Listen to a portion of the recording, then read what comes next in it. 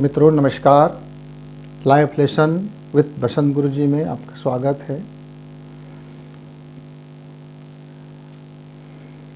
मित्र, वेद में एक सूत्र आता है। सूत्र क्या है? पूछते हैं उसमें कि हे विप्रवर, हे ऋषिवर, हे गुरुवर, हमारी प्रार्थना स्वीकार क्यों नहीं होता?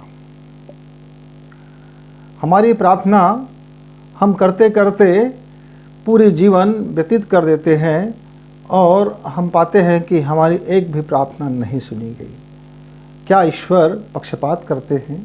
क्या प्रकृति का ऐसा कुछ अलग से नियम है कि हमारी प्रार्थना वहाँ तक पहुँचती ही नहीं?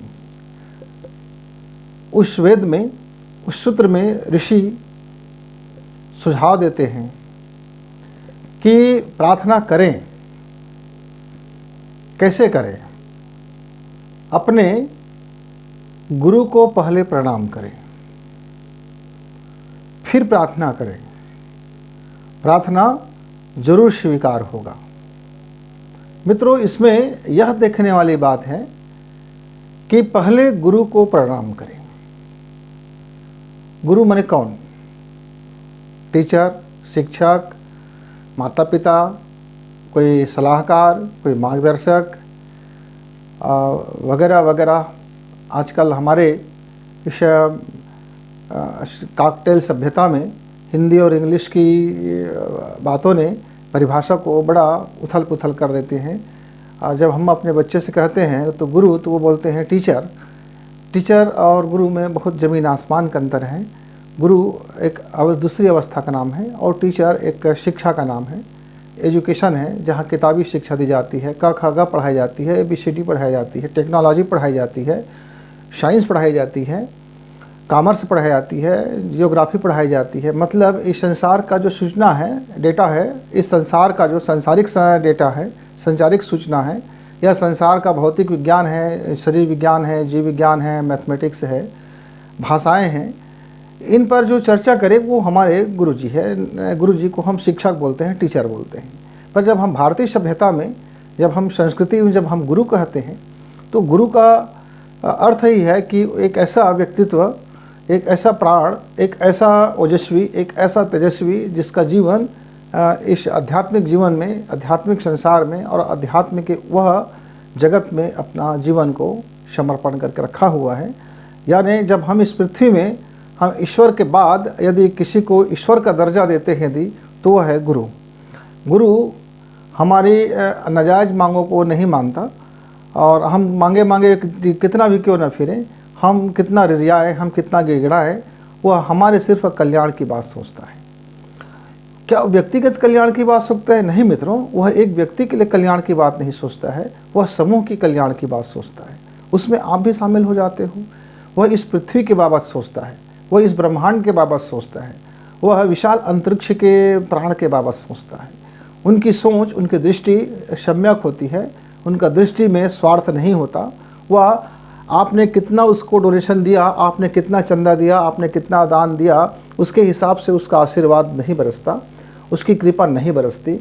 यदि कोई गुरु ये कहे कि बेटा तुम इतना लाख रुपए हमें चंदा दे दो, हम आपको भर भर आशीर्वाद देते हैं, तो फिर आप समझ जाइए कि वो टीचर की कैटेगरी में है, उनका एक फ़ीस है और उस फीस के बदले में आपको वह कुछ सूचनाएं दे रहे हैं।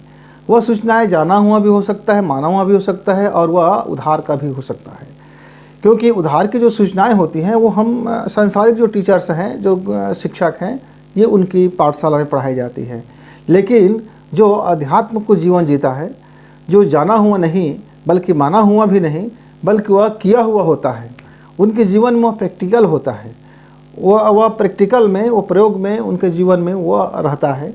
तो ऐसे जब कोई मनुष्य उसे प्राणवान हो जाता है, ओजस्वी हो जाता है, तेजस्वी हो जाता है और वह सूक्ष्म से सूक्ष्म स्वरूप को भी वह पहचान लेता है, ऐसी जीवन जिसको रहता है, तब हम उस जीवन को हम गुरु कहते हैं। ऐसे गुरु मिलना आसान काम नहीं है, बड़ा टेढ़ी खीर है। टेढ़ी खीर ऐसे है कि हजारों छद्म गुरु का वेश धारण किए हुए व्यापार व्यवसाय करते रहते हैं। इस व्यापार व्यवसाय में कौन गुरु है कौन नहीं है ये तो आप अनुभव से गुजरेंगे तभी मालूम होता है। कपड़े से क्या है, कपड़ा तो बस रंग ले जाती है, और पेट के लिए, प्रजनन के लिए, शरीर के लिए, ऐशो आराम के लिए, अय्याशी के लिए जो व्यक्ति को जो बिजनेस सूट कर लेता है उस बिजनेस में वो अपना हाथ मारते रहता है, और उसके लिए छद्मवेश धारण करना कोई बहुत बड़ी बात नहीं होता। तो मित्रों, आपको ऐसे छद्मवेशी गुरुओं से भी थोड़ा सा सावधान होना पड़ेगा, नहीं तो आपका दिशा कहीं का कहीं हो जाएगा और आपका प्रार्थना स्वीकार होने के बजाय आप शोषण के शिकार हो जाओगे। आपका मूलतः शोषण ही होगा और आप बर्बाद भी होते चले जाओगे। तो मित्रों, ज़्यादा गुरु खोजने की ज़रूरत नहीं है। आपका गुरु आपके भीतर में भी हो सकता है, आपका गुरु आपके प्रार्थना से अवतरित हो सकता है, आपका गुरु आपके अंतर चेतना में भी वह अवतरित हो सकता है। शरीर में हो यह कतई जरूरी नहीं है। शरीर में यदि आपका कोई ऐसा गुरु मिल जाता है जिसका जीवन पूरा अध्यात्म से ओतप्रोत है, जिसका तीनों शरीर अध्यात्म में है, जिसका मन, चित्त और वचन और कर्म और अकर्म और निसंग जीवन और जो वैदेहिक जीवन जीने वाले ऐसे यदि सत्पुरुष, महापुरुष और अनंत और अद्वितीय महापुरुष यदि आपको मिल जाता है तो मित्र आपका परम सौभाग्य, क्योंकि यह सदियों में कोई एकाध ऐसा अवतारी चेतना आते हैं और जिसको हम कह सकते हैं कि यह साक्षात ईश्वर है, यानी उसका ऐसा प्रतिनिधित्व हो जाता है, फिर वह सदियों बीत जाता है, फिर इस संसार में, इस धरा में फिर कोई ऐसा अवतारी चेतना अवतरित होते हैं। मित्रों, अब आपके पास यदि कोई ऐसा सदगुरु नहीं है, ऐसा कोई महान गुरु नहीं है जिसको आप कह सकें कि मेरा प्रणाम स्वीकार हो और आप उसका प्रणाम कर सको। प्रणाम मतलब क्या होता है? प्रणाम मतलब हाथ जोड़ करके नमस्ते कह देना, प्रणाम कह देना, और बस ऐसा प्रणाम नहीं होता मित्र। ये तो शिष्टाचार है कि आपने हाथ जोड़ा और प्रणाम ऐसा कहे, ये शिष्टाचार है। यहाँ वेद में जो सूत्र कहा गया है वह शिष्टाचार की बात नहीं है, वह जीवन में अवतरण की बात है। यदि आप अपने गुरु को उनके बताए हुए रास्ते पर चल रहे हैं, यदि गुरु की आप वचन को मान रहे हैं, गुरु का कहना आप मान रहे हैं, गुरु ने जो आपको कह दिया आप उसको धारण कर लिए हैं, ये धारण करना ही प्रणाम कहलाता है।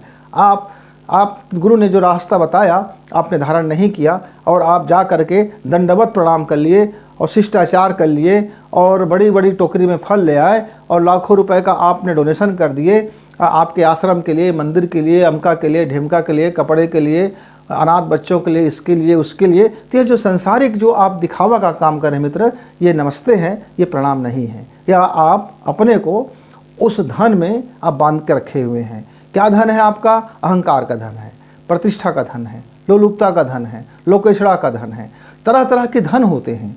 इस धन में आप अपने को बांटे फिर रहे हैं। आपने अपने गुरु के मार्फत आप उसको प्रणाम नहीं कर रहे हैं, आप अपने को दुनिया में हाईलाइट कर रहे हैं कि देखो मैं अनाथों के लिए कितना कर रहा हूँ, देखो मैं इस आश्रम के मैंने कितना किया, देखो मैंने अपने गुरु के लिए कितना किया, देखो मैं अपने गुरु माता के लिए कितना किया, देखो मैं अपने गुरु भाइयों के लिए कितना किया। ये कितना किया कि जो आपके अंदर में पकड़ है, यह जो लोभ है, यह आकांक्षा है, यह आपको गुरु से दूर ले जाता है। गुरु पे सच्चा समर्पित हो जाए व्यक्ति, यदि समर्पित हो जाए तो गुरु का वर्ण कैसे होता है? गुरु का हम कहते हैं कि गुरु दीक्षा ली है, गुरु दीक्षा ली है। जब आप दीक्षा लेते हैं तब आप गुरु को प्रणाम करते हैं। दीक्षा क्या लेते हैं? दी इच्छा। आप अपनी तमाम इच्छाओं को गुरु के चरणों में समर्पित कर दिए।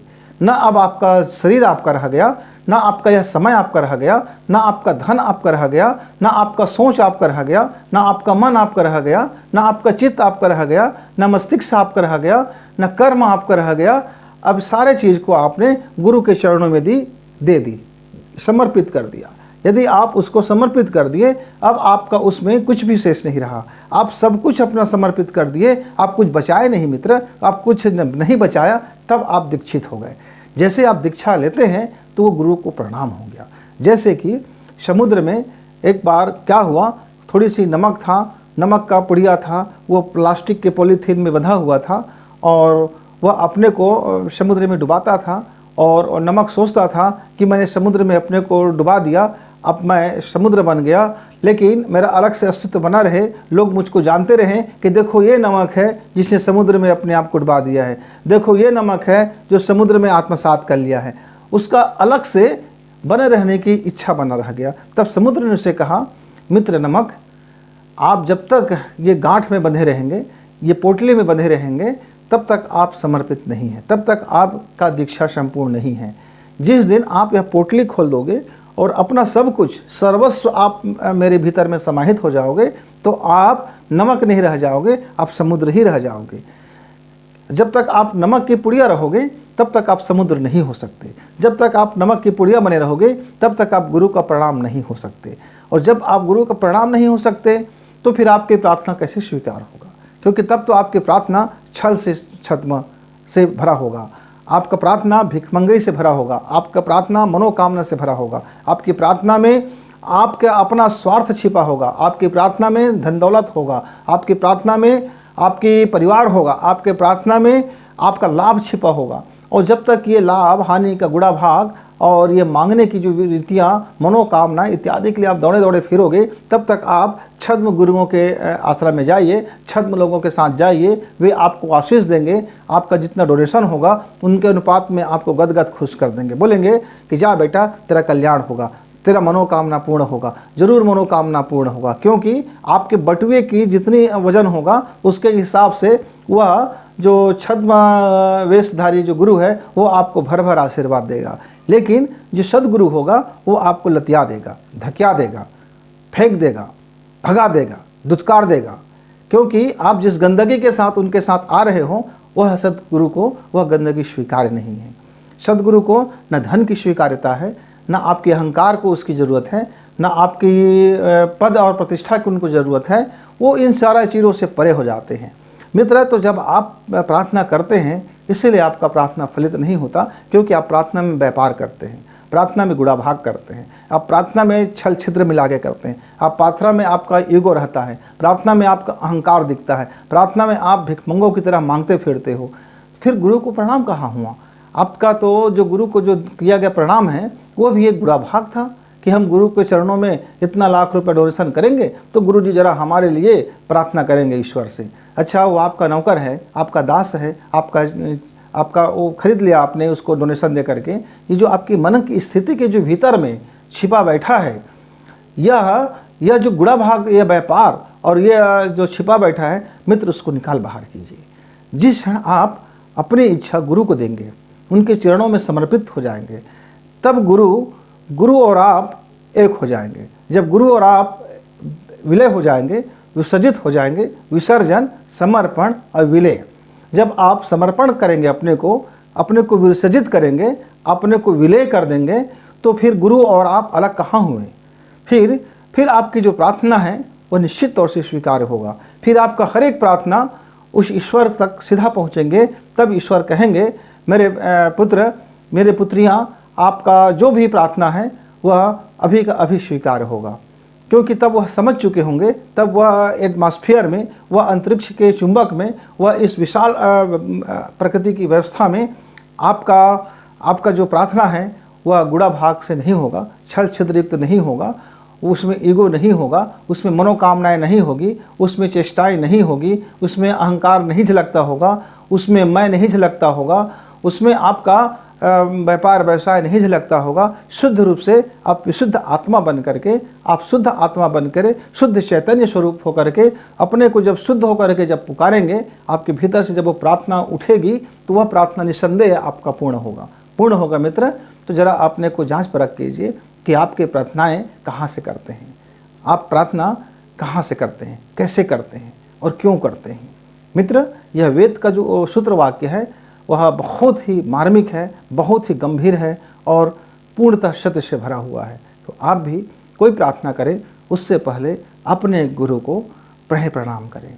प्रणाम क्या करें? प्रणाम करें मतलब दीक्षा, अपने इच्छाओं को पहले गुरु को समर्पित करें, गुरु के निर्देशों का पालन करें, गुरु के निर्देशों के अनुसार से आचरण करें, गुरु के निर्देशों के अनुसार से कर्म करें, गुरु के निर्देश के अनुसार से अपना मन, चित्त और मस्तिष्क का उपयोग करें और गुरु के निर्देश के अनुसार से ही आप अपना जीवन यापन करें। समय को लगाएं। समय को जब लगाएंगे तो गुरु आपको फिर आपके प्रार्थना में वो प्राण उत्पन्न होगा, आपके प्रार्थना में वो जीवंतता उत्पन्न होगी, आपके प्रार्थना फिर स्वीकार्य होगा।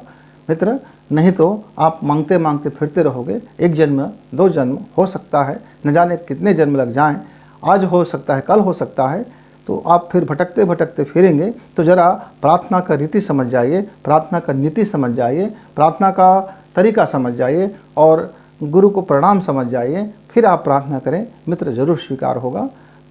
फिर ऐसे ही जीवन के, अध्यात्म के कुछ प्रसंगों को लेकर के हम फिर आपके साथ उपस्थित होंगे। अभी अपने वाणी को विराम देते हुए तब तक धन्यवाद, नमस्कार।